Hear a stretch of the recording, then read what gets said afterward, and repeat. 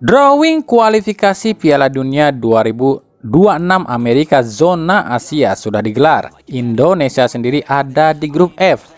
Dan lagi-lagi Indonesia ada di grup yang sama dengan Irak dan Vietnam. Ini mengulang apa yang akan dihadapi timnas Indonesia di ajang ASEAN Cup 2023. Di ajang ASEAN Cup 2023 nanti pun Indonesia satu grup dengan Irak dan Vietnam. Waduh, kok bisa sama gitu ya? Di Piala Dunia ini atau di kualifikasi Piala Dunia ini pun Indonesia masih harus lakukan playoff terlebih dahulu melawan Brunei Darussalam sebelum bisa masuk ke grup F. Nah, gimana nih menurut kalian peluang timnas Indonesia di ajang Piala Dunia 2026? Dan berikut daftar seluruh grup kualifikasi zona Asia Piala Dunia 2026. Ingat, ini masih kualifikasi zona Asia loh ya. Assalamualaikum warahmatullahi wabarakatuh. Rio Rihasport kembali menyapa Anda. Tentu saja dengan berita-berita seputar Liga Indonesia. Ada Liga 1, Liga 2, dan juga Timnas Indonesia. Begitu juga dengan pernak-perniknya. Kita akan bahas sama-sama ya. Nah, ada apa saja sih di edisi kali ini? Seperti biasa ya, selain berita yang udah kita tampilkan di awal, kita juga masih punya beberapa berita dari klub-klub Liga 1. Seperti yang katanya yang baru ini akan ada pemain asing baru. Padahal jendela transfer sudah ditutup. Begitu juga dengan Liga 2 yang katanya masih rame nih, dan terus rame soalnya para pemain asing Liga 2 ini akan segera berdatangan. Nah, kita akan cari tahu sudah ada klub mana saja sih yang mendapatkan pemain asing di Liga 2. Biar lebih jelasnya lagi, kita simak sama-sama ya. Tapi seperti biasa, sebelum kita simak semuanya, tetap mohon dukungannya untuk channel ini agar terus berkembang dan bisa memberikan berita-berita informatif yang tentu saja semoga saja bermanfaat untuk kita semua. Caranya masih sama dengan klik subscribe, aktifkan juga notifikasi loncengnya, like, share, dan juga komen. Tanpa berpanjang lebar lagi, inilah Rio Rihasport selengkapnya.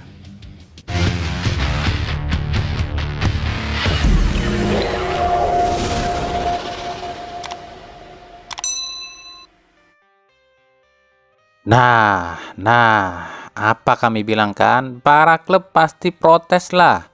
Ya, ini soal rencana Erick Thohir yang akan menjadikan Bayangkara FC ini tim khusus timnas U20. Para klub Liga 1 kompak kirimkan surat pada PSSI tentang penolakan tim Bayangkara FC ini diisi pemain timnas U20. Bukan soal poin atau hasil pertandingan yang dipermasalahkan, tapi para klub ini menilai rencana ini akan mengganggu para klub Liga 1 yang lain. Sebab ini tuh liga, ada juara, ada degradasi, dan akan berpengaruh pada urutan klasemen. Contoh, di akhir kompetisi Bayangkara FC ini finish di urutan kedua misalnya ya. Kan otomatis tim peringkat 3 ini nggak lolos AFC dong, sebab peringkat 2-nya Bayangkara FC, padahal Bayangkara ini nggak bisa main di AFC. Apalagi jika Bayangkara FC ini juara di akhir kompetisi, kan ini artinya peringkat 2 yang akan dianggap jadi juara, sebab Bayangkara FC ini tuh kan nggak akan dianggap jadi juara ataupun nggak akan terdegradasi. Begitupun jika berada di papan bawah. Contoh, jika Bayangkara FC ini di urutan 15, otomatis urutan 16 sampai 18 ini degradasi. Padahal jika tidak ada Bayangkara, yang otomatis urutan 16 ini pun selamat dong. Inilah yang menurut para klub ini, rencana ini mengganggu jalannya liga. Lalu para klub ini pun menilai jika Bayangkara FC ini pakai pemain timnas U20, otomatis klub kehilangan para pemain muda mereka. Sebab para pemain timnas U20 di Bayangkara ini kan wajib, tapi tetap gajinya dibayar oleh klub. Jadi istilahnya bayar gaji mah jalan terus, tapi dipakai di klub mah enggak. Hal ini seperti yang disampaikan oleh Ketum PSSI Erick Thohir. Tahun ini sebenarnya kita inginnya Bayangkara jadi bagian dari pembenahan tim nasional. Seperti basket ada Indonesia Patriot. Yang kita ingin membangun tradisi dan sistem yang baik sekaligus punya kepastian. Timnas kita punya standar yang baik. Di sini yang saya bilang, tahun ini kita sudah negosiasi dengan klub. Boleh tidak Bayangkara itu poinnya dihitung, tapi tidak perlu juara. Tapi klub kan bilang jangan, ya sudah kita mengalah, ujar Erick Thohir. Entahlah, kami pun nggak ngerti nih konsepnya gimana. Tapi yang pasti menurut kami ya, pasti ada nilai plus minusnya. Ada nilai positif dan nilai negatifnya. Nilai positif bagi klub dan juga nilai negatif bagi klub. Nah, apa itu? Nanti kita akan bahas ya kalau regulasi ini sudah diterapkan. Dari Arema, ada isu jika Arema tengah berupaya mendatangkan pelatih baru dan satu di antara sederet nama tersebut ada mantan pelatih Persib Luis Milla. Nama Luis Milla muncul di sebuah akun fanbase-nya Arema yang memposting dua wajah sosok calon pelatih Arema yakni Luis Milla dan Divaldo Alves. Postingan ini pun langsung dibanjiri ribuan komentar yang mengatakan bahwa Luis Milla ini paling pantas latih Arema sebab di Arema ada banyak mantan pemain timnas 2017 seperti Evan Dimas dan Bagas Adi. Nah, bicara soal Evan Dimas, ini ada kabar unik nih. Evan di akhir musim lalu tuh sempat dirumorkan ke Persib, tapi kata Luis Milla, Evan ini masih punya kontrak di Arema. Padahal Luis Milla sangat ingin datangkan Evan Dimas ke Persib. Evan pun bertahan di Arema dan merubah nomor punggungnya jadi nomor 9. Makanya ada isu yang berkembang, Luis Milla ini ngambek di Persib sebab dua pemain incarannya yang dari Arema yakni Evan Dimas dan Bagas Adi ini nggak bisa diboyong oleh manajemen Persib. Makanya Luis Milla ini cabut dari Persib, itu kata mereka loh ya.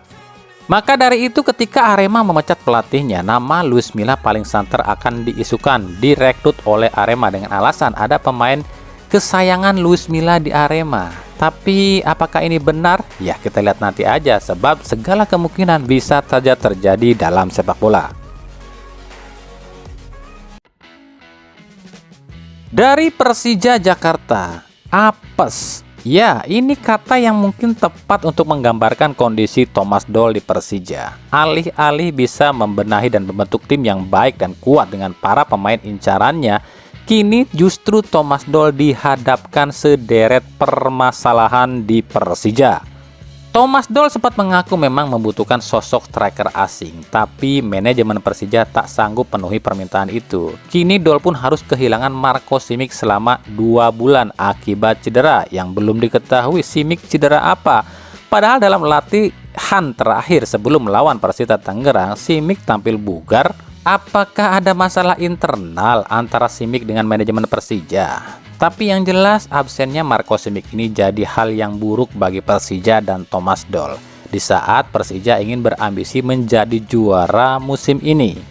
Kan dari awal juga udah banyak yang bilang ini tuh aneh, kenapa Persija rekrut Simic lagi? Bukannya ada masalah antara Simic dengan manajemen Persija? Terus Simic pun udah lama nggak main di liga, kenapa direkrut lagi? Bahkan Thomas Doll aja kaget tiba-tiba manajemen Persija rekrut Simic. Sekarang Simic absen, ya jelas pusing lah Thomas Doll, mau pakai siapa? Aji bagus, tapi tipikal Aji ini bukan tipikal nomor 9.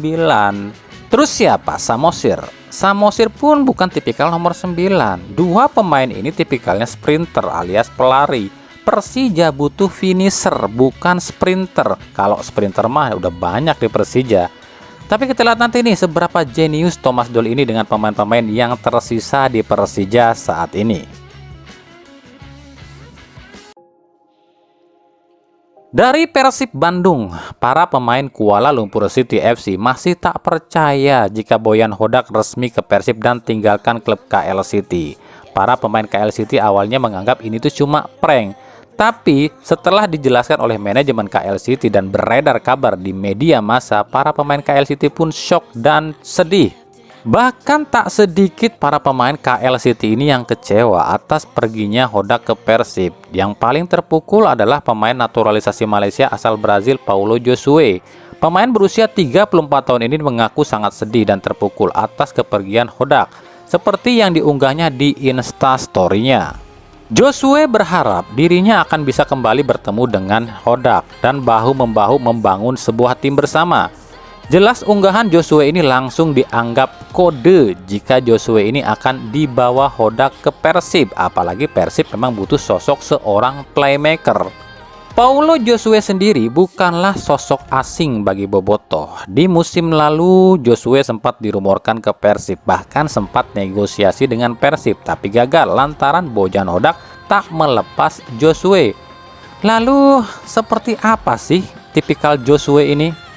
Paulo Josue, jika kami lihat, tipikalnya ini hampir mirip dengan Tyrone Del Pino. Dia ini kelebihannya kuat pegang bola, tendangan bebas yang akurat dan umpan yang visioner.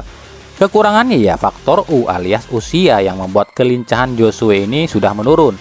Tapi ingat, Andrea Pirlo saja di AC Milan gak ada larinya tapi mampu jadi jenderal lapangan tengah. Lalu akankah Josue ini mengikuti Bojan Hodak ke Persib?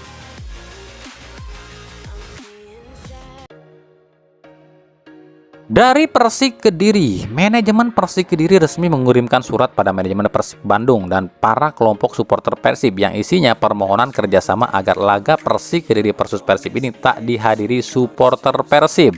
Pihak Persik Kediri ini meminta pada manajemen Persib agar menginstruksikan para bobotoh agar jangan nekat ke Kediri. Begitu juga dengan para kelompok supporter agar bisa mengkoordinir anggotanya agar tak memaksakan ke Kediri. Pihak Persik Kediri takut jika ada supporter Persib di Kediri, maka bukan cuma Persik Kediri yang akan didenda, tapi Persib pun akan didenda. Dan bagi Persik Kediri, jika 2 kali kedapatan ada supporter away di stadion ini, habislah Persik Kediri. Bisa-bisa di laga selanjutnya Persik Kediri akan diusir dari Kediri. Dari Madura United, pelatih Persis Solo Leonardo Medina membantah akan membajak pemain andalan Madura United asal Meksiko Francisco Rivera.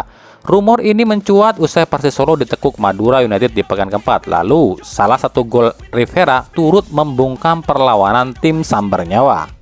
Menurut Medina, meskipun dirinya dan Rivera sama-sama berasal dari Meksiko, tapi dirinya dan Rivera adalah pesepak bola profesional yang terikat kontrak. Namun Medina pun mengakui kehebatan Rivera dan bangga ada pemain Meksiko yang bermain di Liga Indonesia.